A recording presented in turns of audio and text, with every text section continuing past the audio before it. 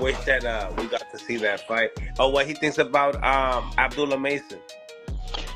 Bueno, ¿qué tú piensas de Abdullah Mason? ¿Lo viste pelear esa noche? Porque he can make 135 for Abdullah Mason, pero para ti no. él dice que tú piensas de Abdullah Mason, pero él podía hacer 135 para Kisen, pero para ti no.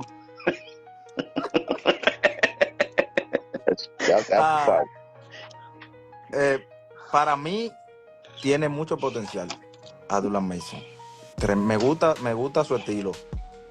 Y me sorprendió que le ofrecieron la pelea, o sea, la oportunidad para pelear por el título conmigo y su equipo la rechazó, o sea, no él, que es lo que yo mencioné ahorita.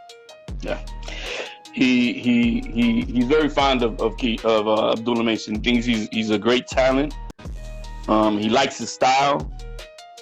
What did surprise him though was that he was offered the title fight with De Los Santos, but it was his team that rejected the fight. Kind of like what he was saying before, that sometimes it's the team that doesn't want the fight and not the fighter.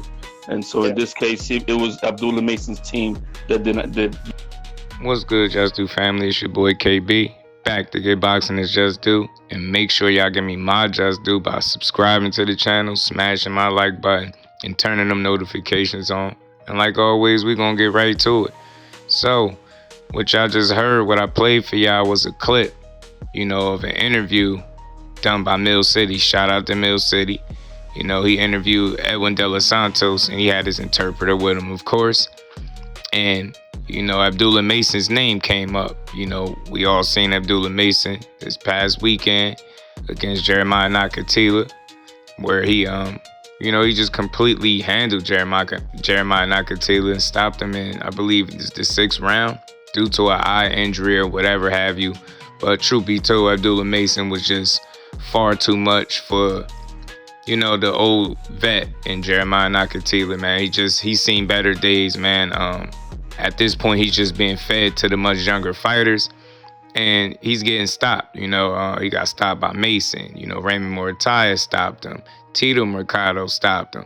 At this point, the only thing he can be is a gatekeeper or relatively a solid test for an up-and-coming fighter. But Abdullah Mason, as he always does, man, he just blew through, Jeremiah Nakatila. He took his time, set things up behind the jab, picked his shots, went to the body. He avoided being hit with any right hands, any silly shots, man. Abdullah Mason's defense was sharp. His decision-making was on point. Like I said, his shot selection and his offensive arsenal was on display, this past Saturday. So he's on to the next. But,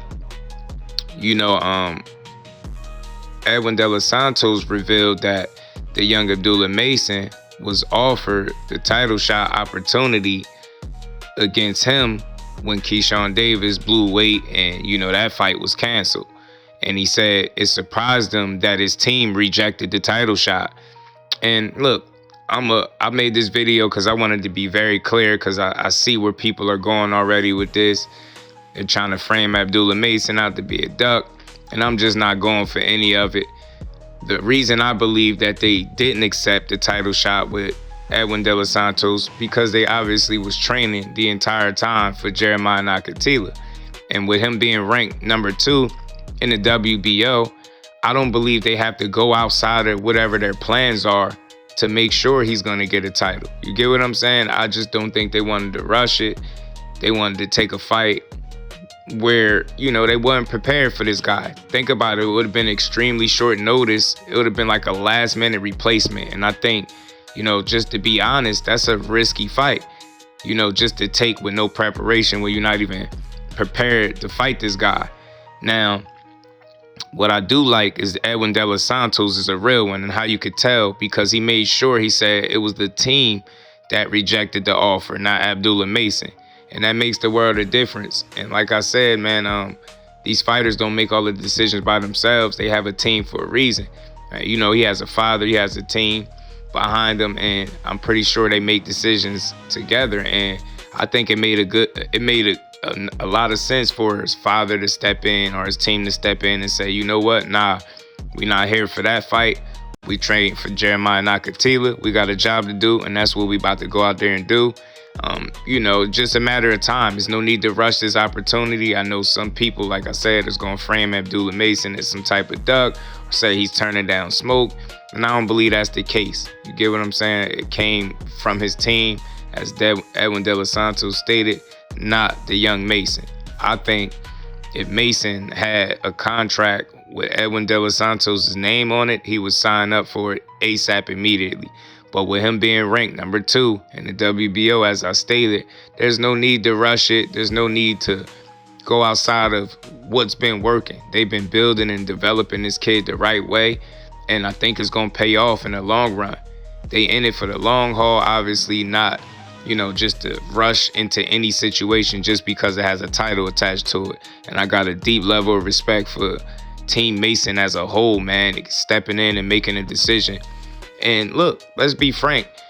Shit, I would pick Abdullah Mason to win this fight right now with De Los Santos. I just think it would be very risky and dangerous because, he's lacking experience. But, the more experience he gets, the longer people wait, the tougher he is going to be to beat. And like I said, I think he would have did extremely well against De Los Santos right now. But that just wasn't in the cards. It wasn't what Team Mason had in mind. And like I said, I respect it. I don't look at him as a duck. I don't feel like he's turning down or avoiding smoke. I think, like he said, I believe in his slogan. He has an appetite for smoke, and every single time he steps in the ring, he shows you that. And we know Edwin De Los Santos, his most notable win was over Rayo Valenzuela, where he was dropped first early in that fight, got up, shook it off, and he started putting belt to on El Rayo, and he ended up stopping him. And since then, he's had a close fight with Shakur Stevenson, where both guys underperformed. You get what I'm saying? So he's been trying to make his way back into the limelight. He was attempting to do so again against Keyshawn Davis this past weekend, but that wasn't, that fight wasn't meant to be, being that Keyshawn Davis was 4.3 pounds over.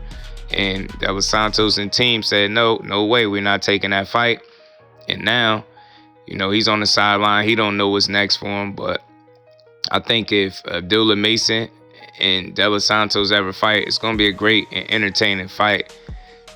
And I think everybody would get behind it, man. Mason is truly the future of the sport. You know what I'm saying? He's going to be one of the faces of the sport for years to come. I truly believe that. But that's my thoughts. Y'all get in the comment section. Let me know what y'all think. How do y'all feel about Abdullah Mason turning down this fight? Or should I say his team, Team Mason, turning down the fight? Do you think he ducked? Or do you think they made a smart move? And as always, let me know if I gave boxing its just due, because that's what I do over here at Just Do Boxing. To the next one, I'm out. Peace.